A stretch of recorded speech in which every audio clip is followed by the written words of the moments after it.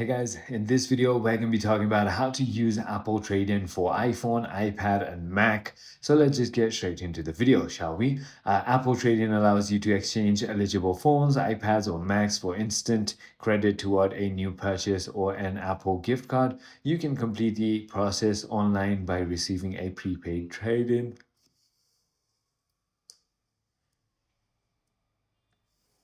You can complete the online You can complete the process online by receiving a prepaid trade-in kit or an in-store for immediate appraisal.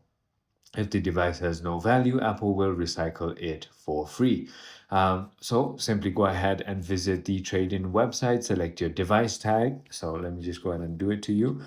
So Apple trade-in website. Once you do that, click on the first link right over here, and it's going to take you to this page right over here. And as you can see, your device is going to be shown right over here.